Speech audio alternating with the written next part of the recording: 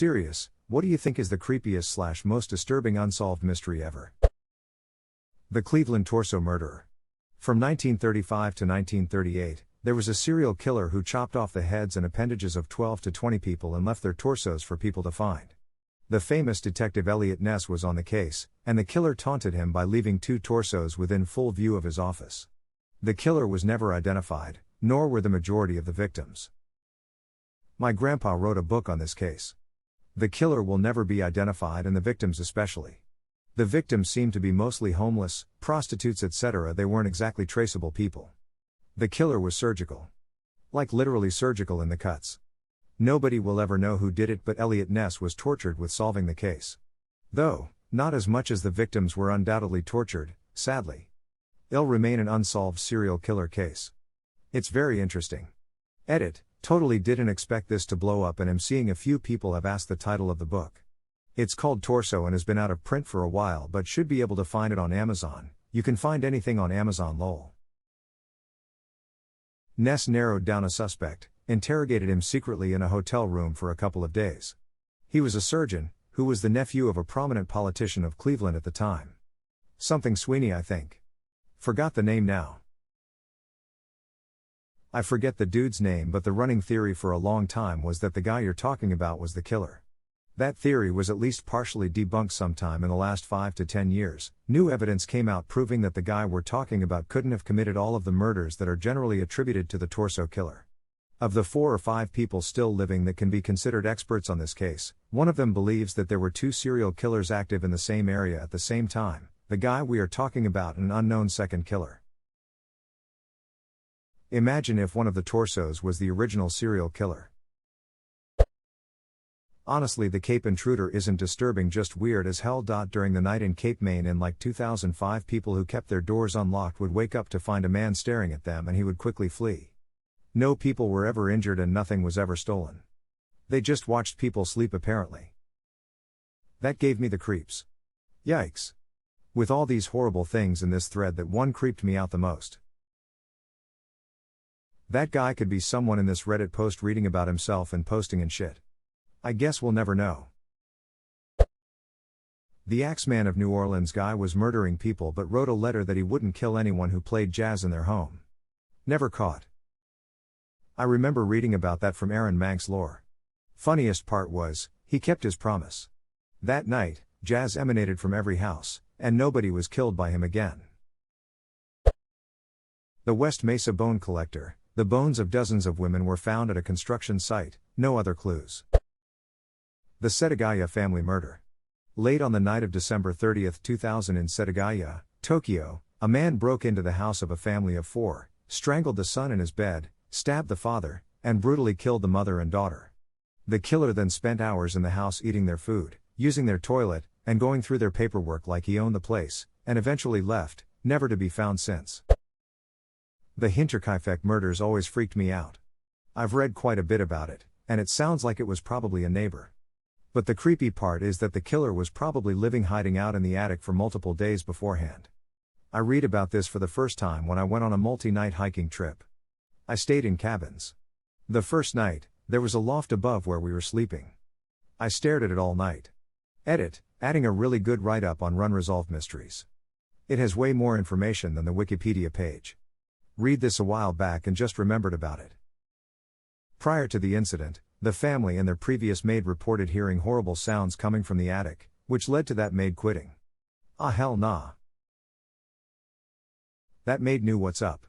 Also, I wonder how horrible the sounds had to be to make someone quit.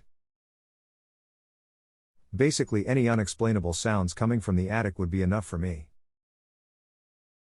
Same for me, no ducking way I'm gonna check up there. I don't know which would be worst, find clues that there is someone up there or that there is no trace of any living creature. Yeah, fuck that, I quit. Technically not unsolved since everyone can guess what happened to her, but it's one of the creepiest emo. Alyssa Turney was a teenager who disappeared in 2001. Her stepfather, Michael Turney, was obsessed with her. He stalked her at work, put cameras in the vents to spy on her and made her sign contracts to say he never molested her. Michael picked her up from school early on May 17, 2001 and she's never been seen since. Her half-sister, Sarah Turney has an amazing podcast called Voices for Justice which explains the case in detail, and because of her Michael Turney was arrested in August 2020. The death of Rebecca Zahau has stuck with me. Zahau's nude body was found hanging from a balcony, with her wrists and ankles bound and hands behind her back. Her death was ruled a suicide. As if that wasn't strange enough, 2 days prior to her death, the 6-year-old son of her boyfriend fell down a staircase and died. His death was ruled an accident. There's a lot to read about this case, and I highly recommend it if you're into true crime. I remember watching a documentary on this one. They focused so much on whether it would be possible to bind her wrists behind her back and not enough on who TF commits suicide like that. I would think it would be incredibly rare for someone to commit suicide while nude, let alone how she was tied up. What happened to Pedro Lopez? He is one of the most prolific serial killers in history, and claims to have murdered over 350 women and girls. Since his release in 1998, his whereabouts are currently unknown. n.m.wikipedia.org. They released him? He got away several times. About 200 lives could have been saved if this one-us missionary would have just minded his own business. He said that after being released from prison, he moved to Peru and started murdering young girls. Lopez claimed that, by 1978, he had killed over 100 girls before being caught and captured by members of an indigenous tribe. These captors were preparing to execute him, when a missionary from the U.S. intervened and persuaded them to hand him over to state police. However, the police had quickly released him. I can't remember his name. But there was a case of a college-age young man, Brian I think is his first name, who was reported missing after a night out. There's security camera footage of him entering a bar, but absolutely no footage of him leaving. Like he went into the bar and just flat out dropped off the face of the earth. The last I knew, he's never been found and nobody knows what happened to him. Ada, Brian Schaffer, who went missing from Columbus, Ohio. Thanks, Reddit.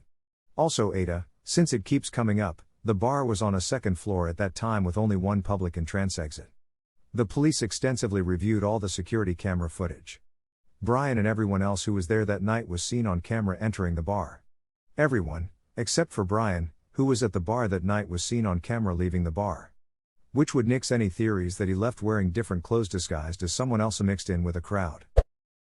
The case of Adam immediately came to mind. Unidentified male child whose torso was discovered in the River Thames in London, United Kingdom, on September 21, 2001. Dubbed Adam by police officers, the unidentified remains belonged to a black male, around 4 to 8 years old, who had been wearing orange girl shorts. The postmortem showed that Adam had been poisoned, his throat had been slit to drain the blood from his body, and his head and limbs had been expertly removed. Investigators believe the child was likely from southwestern Nigeria, and that several days before his murder, he was trafficked to the United Kingdom for a Mudi ritual sacrifice. To date, nobody has been charged with Adam's murder, and his true identity remains unknown. n.wikipedia.org. Rip little dude. Asha Degree.